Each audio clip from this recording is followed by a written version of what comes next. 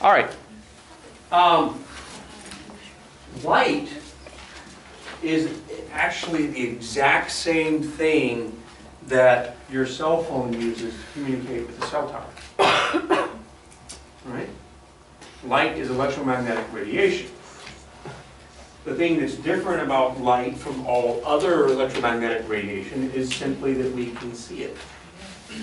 Right? Our eyes detect it. We don't see our cell phone signal, right? But we see the light coming from these, and here we see the light everywhere, right? So it's the same thing. It's electromagnetic radiation, and we call it electromagnetic because it has an electric field and a magnetic field. And if you guys want to take my other physics classes sometime, we'll talk more about that. But right now it's just light is the exact same thing as radio waves, as what your phone communicates, all of that, all the same. Light has, just like any other, we call it a wave, electromagnetic wave, right? Like waves in the ocean, it has a wavelength, right? Which is the distance between crests. Now, these crests are not, you shouldn't imagine light going up and down, right? As it comes towards you, what's happening is the electromagnetic field is getting stronger, weaker, stronger, weaker, stronger, weaker. And so it's an intensity, not a movement, right? It's kind of like when I speak, what comes at you is not a wave up and down. The molecules in the air aren't going, ooh, ooh, ooh. It's actually a compression wave, right?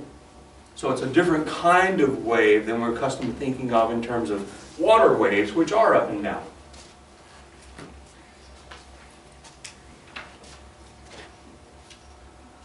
So, what are the colors, right?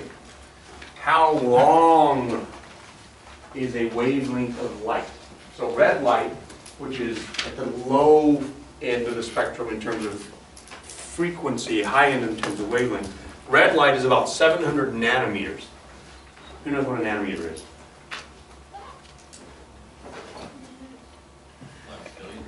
Ten to the minus 9, right?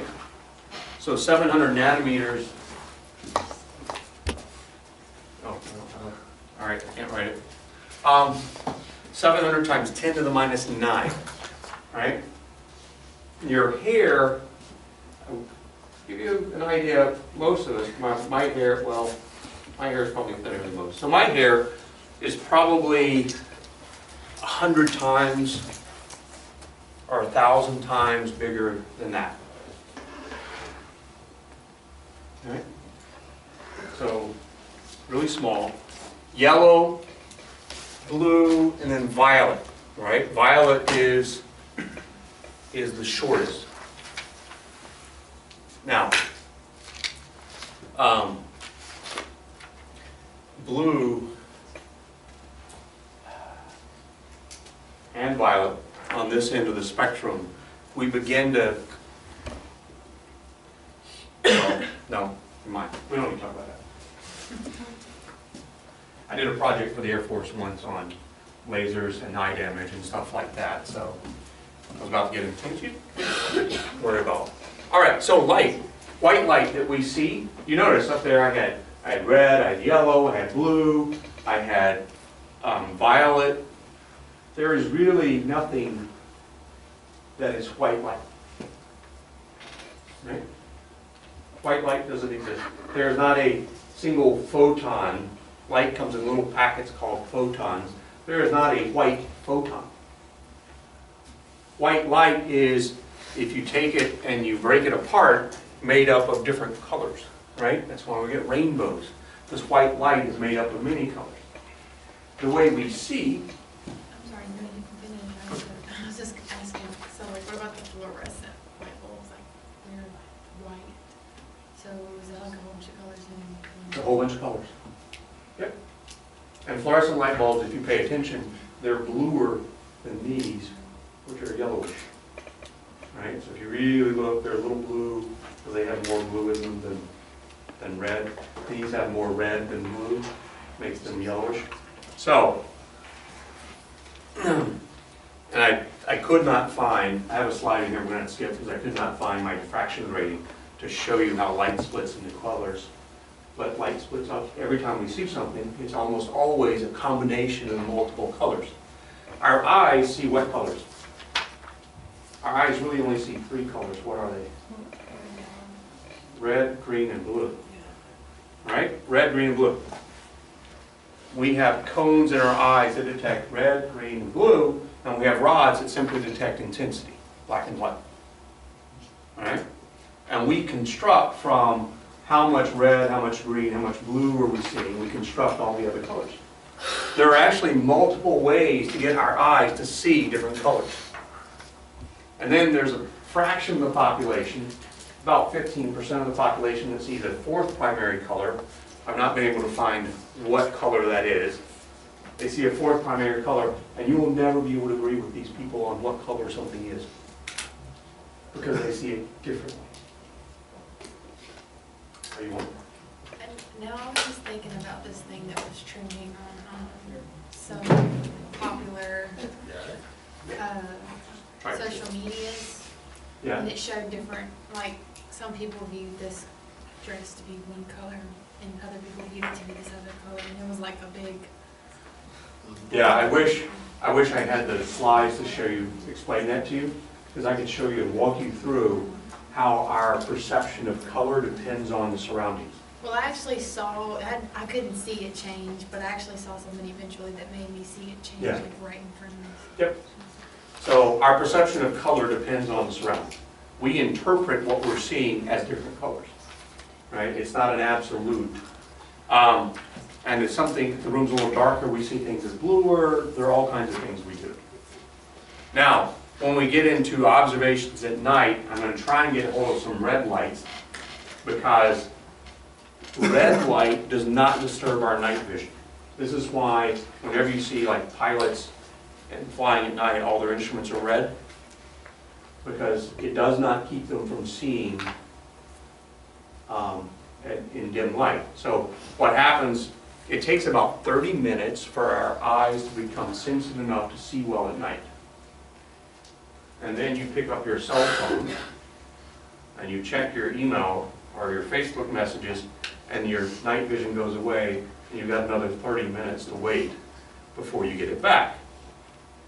If everything was red on your cell phone, that would not happen, because red does not disturb our night vision.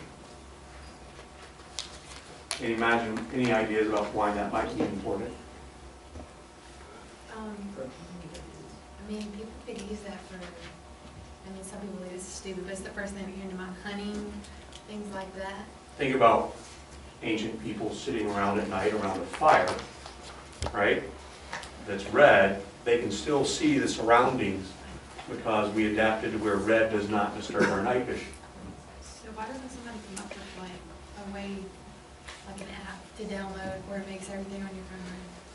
I don't know. There are, next year, I'll think about getting their goggles that are red that a lot of astronomy classes use, so that you would put them on during the pre-lecture part for the astronomy, and then we wear them as we go out of the building and everything else, so that we're better acclimated to night vision when we get out there, and you just keep them on, except when you're looking through the telescope.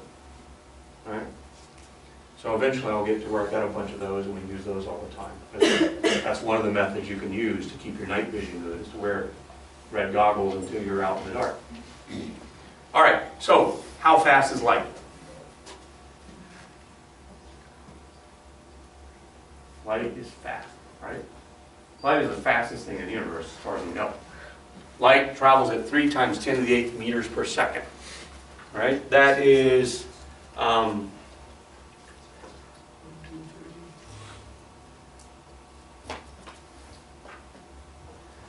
it's like 3 football fields times 10⁶. So 10⁶ a million, 3 million football fields a second. Right? Right? If you could run that fast, right? 3 million football fields a second.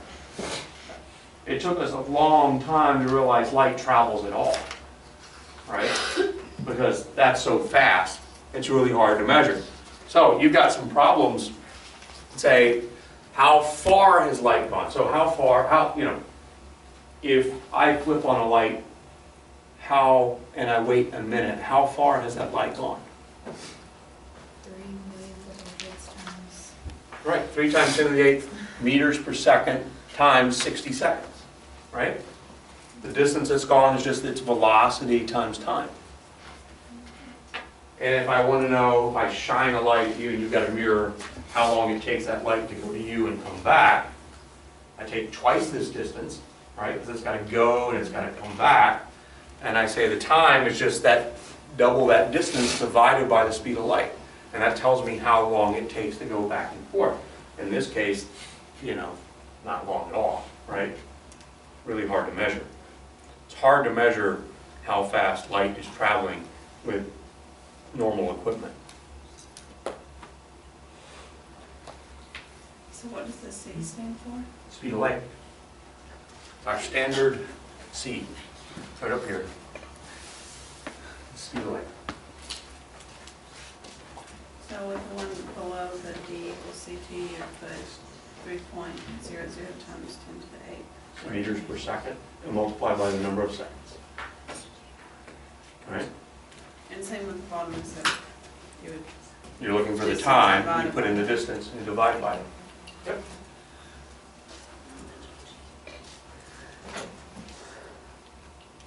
This is a slide I was going to try and show you, but I couldn't find I have a bunch of diffraction gratings that would break these little, this would break these up into the colors that make them up. But I could not find my diffraction grating because I just moved everything and it's all over jumbled again. So, visible light is an itty bitty piece of the electromagnetic spectrum. And there's something called gamma rays. Gamma rays are in general bad for you, right? You don't want to be around gamma rays. There are some radioactive materials that produce gamma rays. Then there are pulsars that produce X-rays, and X-rays that we use for taking dental pictures and taking pictures for bones and things like that. Those are all X-rays. Then we start getting into our sun and other stars. And as things get colder, they get redder. Now, we tend to think of when something gets red, it's hot, right? The reason we think of that is because there are very few things that we can get hot enough so that they turn blue, which is hotter than red. Because by the time we get them where they're hot enough to turn blue, they've turned into liquids and gases, and we've heated them up so much that we no longer have them. And then there are things your TV remote uses, like infrared, right, which is just outside of our visible range. And then there's your mobile phones and radio waves and TVs and radar the police use and all that. This huge spectrum of stuff. And astronomers look out into the universe for all of this. Really long wavelengths. We use places like Arecibo. Have you guys seen GoldenEye, the movie? James Bond movie, GoldenEye? No. Okay. That actually had Arecibo in it, a big metal dish, Yeah. right? That's a radio telescope in Puerto Rico. So all the different wavelengths, when we get into gamma rays are dangerous because gamma rays are short enough that they can do things like alter your DNA, which is one of those things you don't really want happening on a regular basis, right?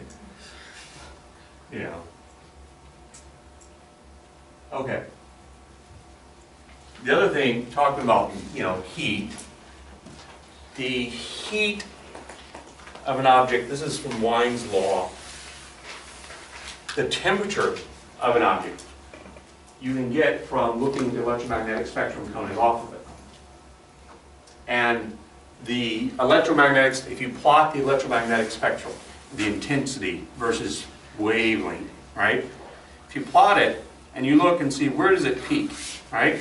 Like for this one it peaks right there. For this one it peaks right there. And for this one it peaks here.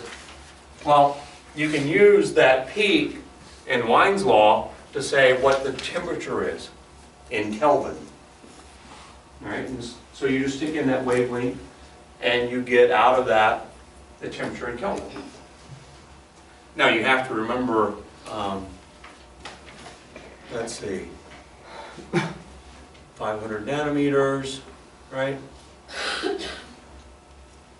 So you just stick in the temperature, you stick in the wavelength in nanometers, and 2.0 times 10 to the 6th divided by the wavelength in nanometers gives you the temperature. Pretty straightforward. This is how we tell how hot different stars are. We look at the wavelength spectrum from them, and we look, yeah. Temperature in Kelvin? Temperature in Kelvin. Yep. Gives you the temperature in Kelvin. Kelvin is Celsius minus or plus 273 degrees. All right. Kelvin starts at 0. Absolute 0 in Kelvin is absolute 0.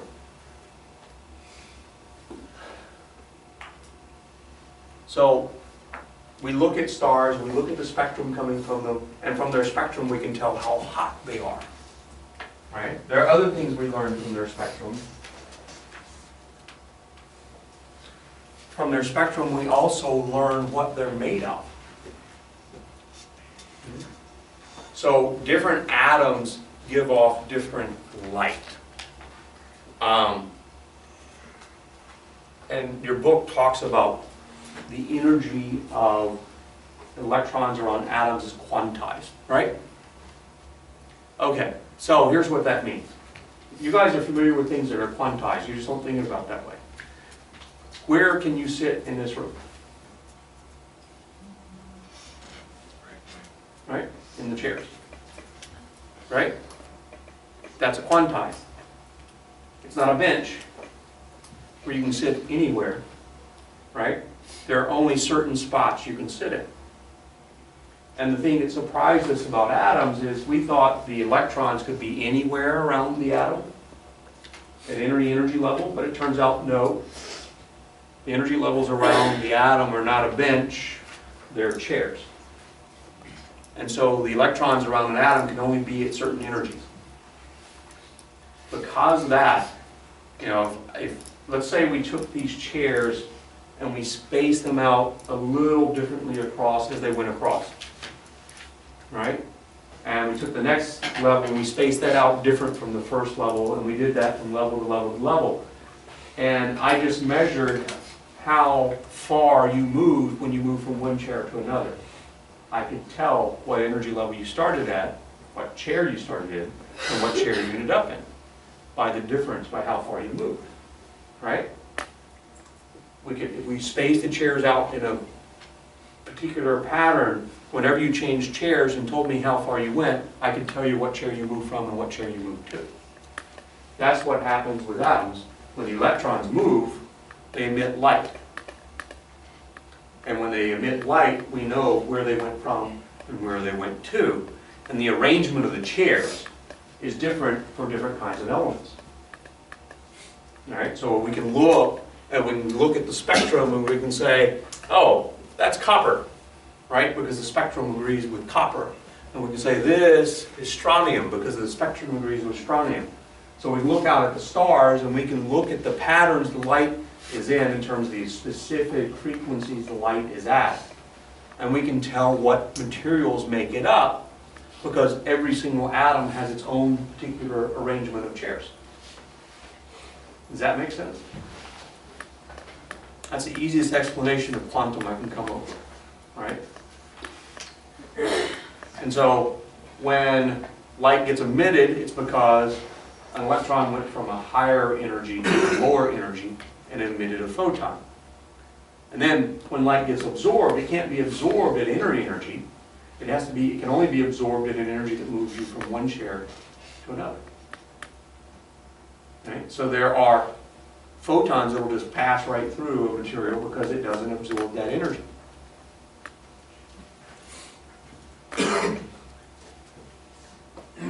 What makes all the atoms different is the number of protons and neutrons they have. Mostly the number of protons. The number of protons determines the chemistry of an atom, because the number of protons determines the number of electrons, and the electrons determine the chemistry. So you can see things we consider important, all of these are in our sun. When we look out and we find them in other stars. The most prevalent element in the universe is hydrogen. Absolutely the most prevalent element in the universe. And we used to think that hydrogen was only in the sun. And the reason we used to think that is because hydrogen here on Earth is almost always bound up in water or other chemicals. Okay? So we never saw free hydrogen. So then one day, some scientists were looking at the gases coming out of a volcano, and they saw the spectrum for hydrogen there, and then they thought, oh, so hydrogen is only in hot places. Because we saw it in the sun, we saw it in the volcano. And they were still missing that it was the most abundant element, right? It's in this, it's in me, it's in the carpet, it's in the ceiling. I mean, everything in this room has hydrogen in it, but it's not free hydrogen. And so you don't get the same spectrum from it because it's bound up with other things.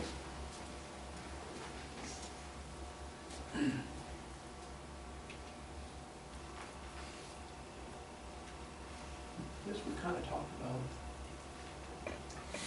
about. Okay, I was talking about absorption.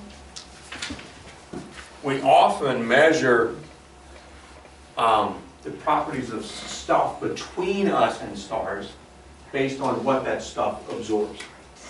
Right? So we'll look at a star and we'll look, it goes through a cloud of some sort between us and it. And we'll know what the cloud is made up of, not by, this is a dark cloud, not by the light it's emitting, but by the light it doesn't let pass through. Does that make sense? So it absorbs particular frequencies, and we can look at the absorption spectrum. So in identifying elements, we have a continuous spectrum, which is really just enough different stuff putting out light for us to get more of a continuum. We have, for particular gases, an emission line spectrum that's unique to that element, right? Or we have an absorption line spectrum that's unique to the element doing the absorbing. These are almost like barcodes, and in fact, some people have used barcode readers to scan spectra to say what they are.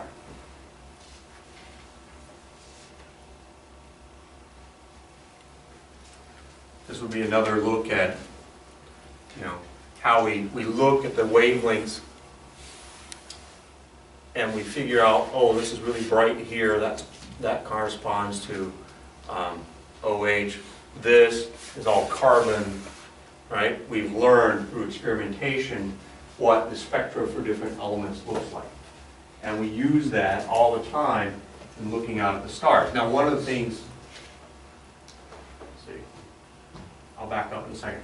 One of the things I've done for our telescope, I bought some filters. Hydrogen sits here. I should have gotten that. Hydrogen sits here, and oxygen sits here, and street lights sit right here in the middle.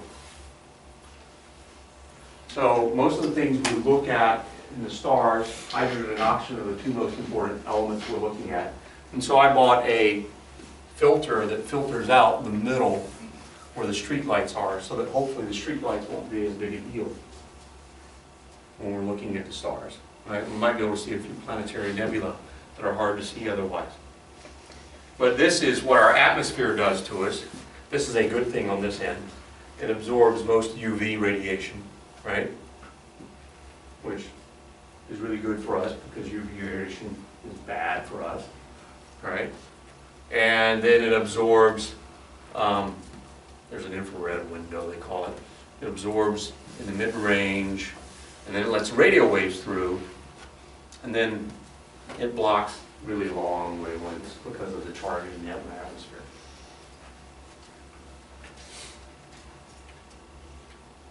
All right.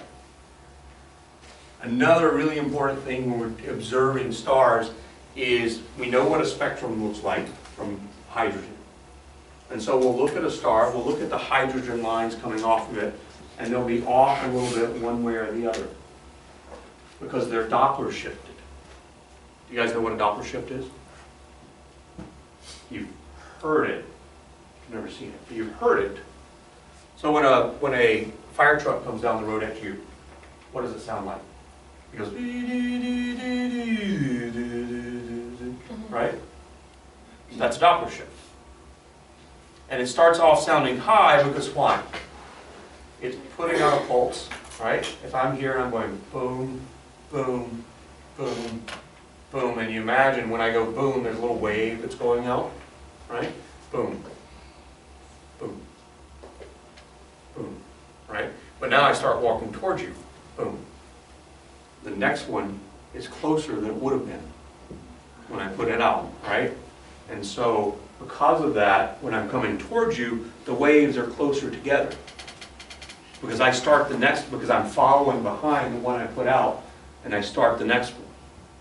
Then when it's going away from you, it puts one out, and it's moving away from it, and then it puts the next one out, right? And then it puts out the next one.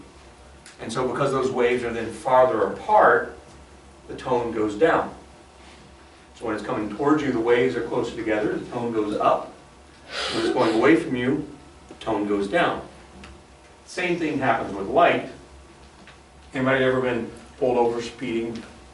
Police officer use the radar? Yeah? He used the Doppler shift. Nah, he was just profiling. Well, okay. But, I believe you. Doppler shift, right? That's how radar works. They shoot the radar at you, it goes out and it hits your car. Your car is moving, and because your car is moving, it bounces it back at a slightly higher frequency. Because as this wave goes out, you hit it, and then you're running into the next one, and you're running into the next one, right? Because you're running into them, they come back to the radar gun at a higher frequency. Yeah, I used to, when I was traveling internationally as a grad student, big bushy beard, dark skin. I got served every single time I went through in the airport.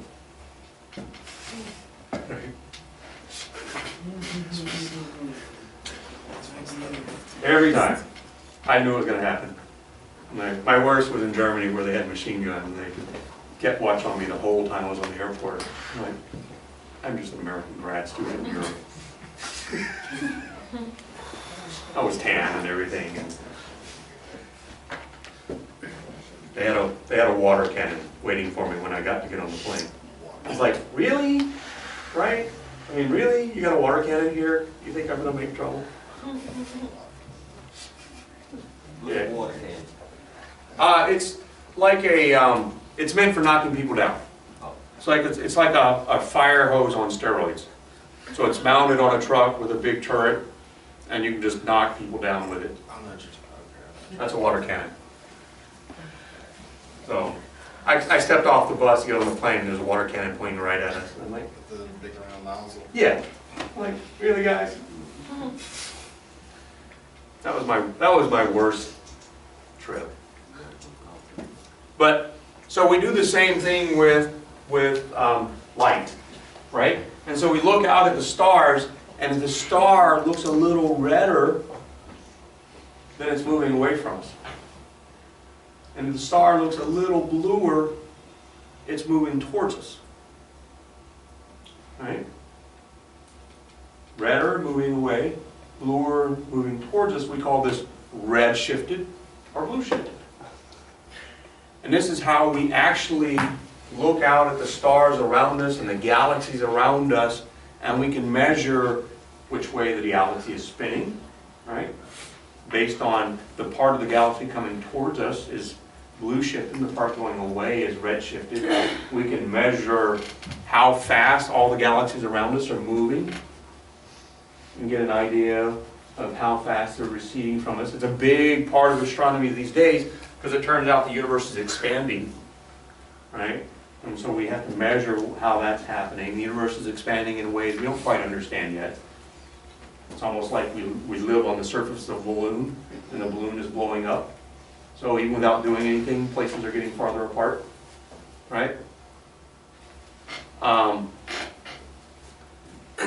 So this red shift or blue shift, we can calculate.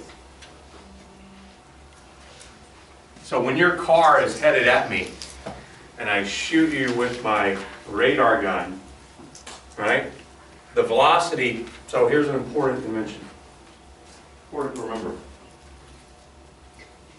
Velocity heading away from me is positive. Velocity heading to me is negative. Right? So when I'm walking towards you in this equation, that is negative velocity. And when I'm walking away from you in this equation, that is positive velocity. Does that make sense? Yes. Negative, I'm getting closer to you. Positive, I'm getting farther away from you. So, if you're coming at me and I hit you with my radar gun, I can measure, right? I've got a radar gun, or let's say I'm using it for a red laser at 700 nanometers, right? And I measure a 1 nanometer shift, right? When the light comes back, it's at 699 nanometers instead of 700 nanometers. So -1 nanometer shift. That tells me how fast you're going, right? You're going really, really fast at that level of shift. That would be, what would that be?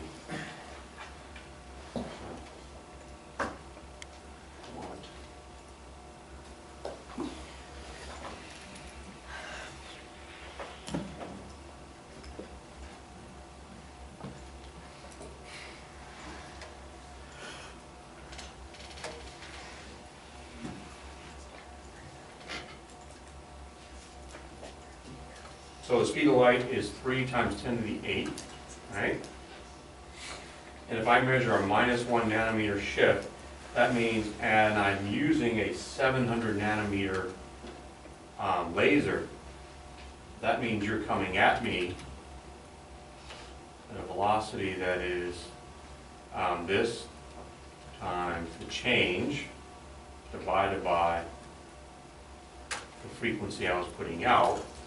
So you're coming at me at 4.29 times 10 to the 5th meters per second, right?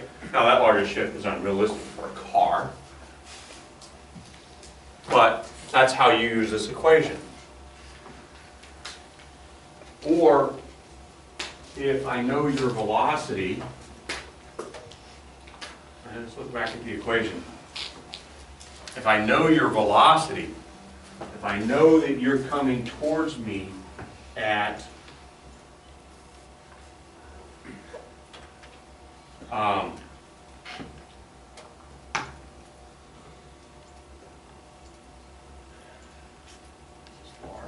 we go. So the equation as we have it, right, is C times naught,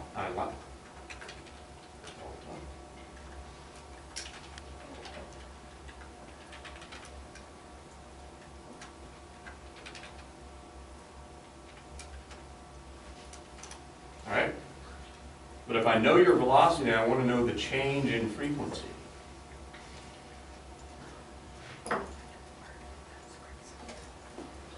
Then I would write this like this. I would write lambda is V times lambda naught divided by C. Alright? So now I can calculate how much the change in frequency should be if you're coming at me at 100 meters a second. Does that make sense? Okay, this is the equation we have.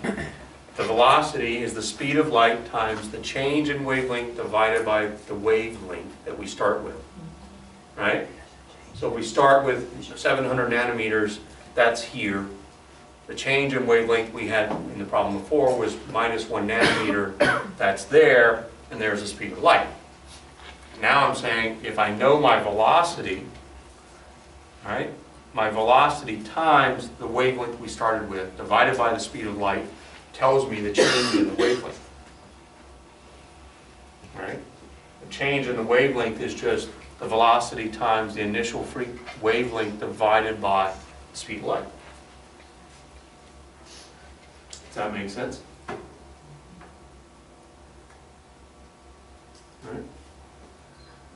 So if the wavelength changes by 1 nanometer, our velocity is 100 meters per second. We can stick it in, say 100 meters per second times 700 nanometers divided by 3 times 10 to the 8 meters per second. We can calculate what the change would actually be, which is pretty small. All right. Does that make sense?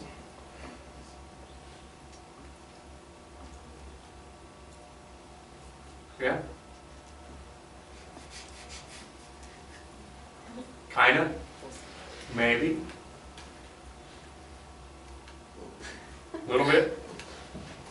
And if I then want to know what frequency that is, I just add this to where we started, delta lambda plus lambda naught. Tells me what frequency we're at, right? Or what wavelength we're at. Does all that almost make sense? Right? Almost? All right, so the big things from today in terms of understanding light and atoms is the light atoms can emit and the light they can absorb depends on the energy levels the electrons can be in orbits around the atom, around the nucleus, right? And those sets of orbitals are unique for each atom. The chairs are in unique positions for each atom, right? So if I space these out differently from those, I can tell which row you were sitting in by observing how far you moved to go from chair to chair. I wouldn't have to know which row you were in. I just need to know the arrangement for the row and measure how far you move in going from chair to chair.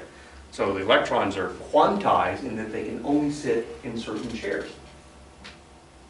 They can only sit in certain chairs. That drives unique frequencies, unique spectra for every single atom. That allows us to tell what stars are made out of.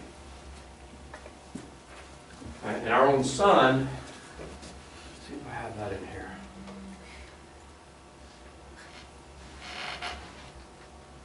All right. This is the spectra, this is what our sun is made out of. All right? Hydrogen is 71% of our sun. 71%. It's because our sun is, it's not old.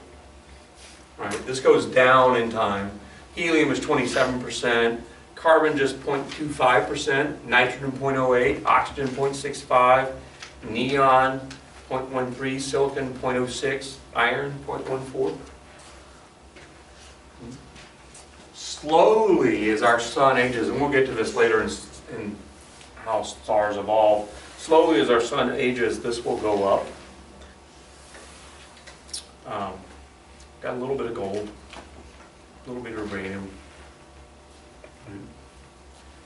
And slowly these heavier elements, the amount of those will go up and this will go down as the hydrogen is consumed.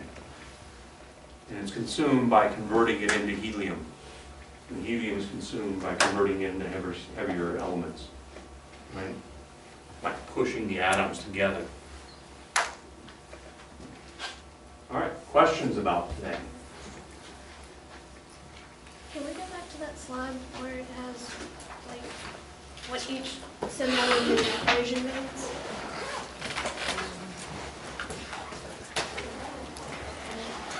This one? Yes, sir. Thank you. Now, this is on canvas. Oh. Right there. Right? So this is the change in wavelength, or the wavelength shift. This is the wavelength we observe. This is the wavelength we started with. Right? The speed of light and the velocity. Right? And velocity towards you is negative. Velocity away from you is positive. Any other questions? Comments? concerns? Study guide? Yeah. Study guide? I'll probably put together some notes about the test. Yeah. Don't let me forget. My memory is not, you know, the best in the world anymore. Test in another week or so. All right, the test will be next Tuesday night. All right, we're gonna have the test in lab. Okay? That's good, lab is shorter. Right?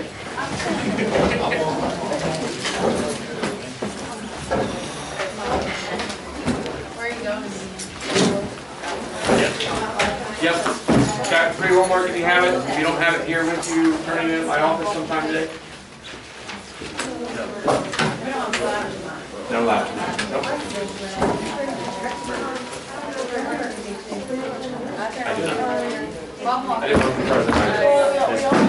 Skipped you. You guys get all the nurses. And there's when you get home. You want to slick on some squishy stuff.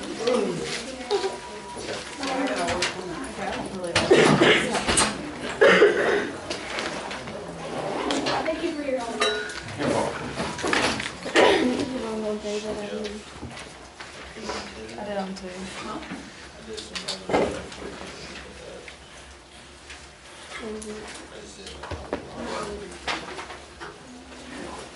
Yeah, that's all it is. It's really long. That's all. That's all.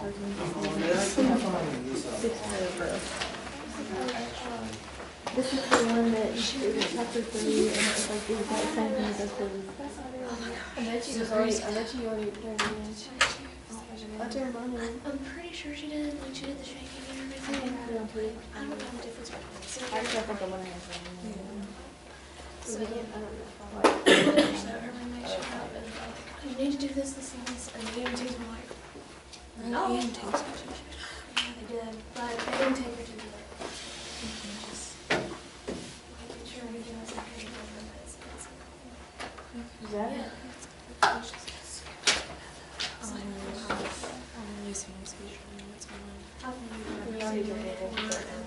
I didn't even know. I remember I That's turned mine really in. scary the first time. Oh, I did too. I was definitely scared. I logged it for you. Yeah.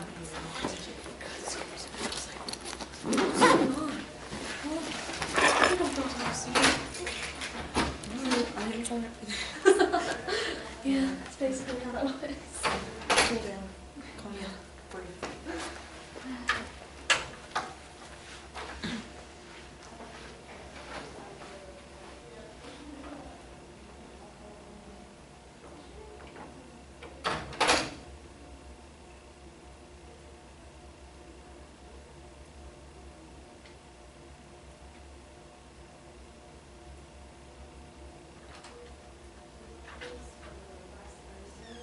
Okay.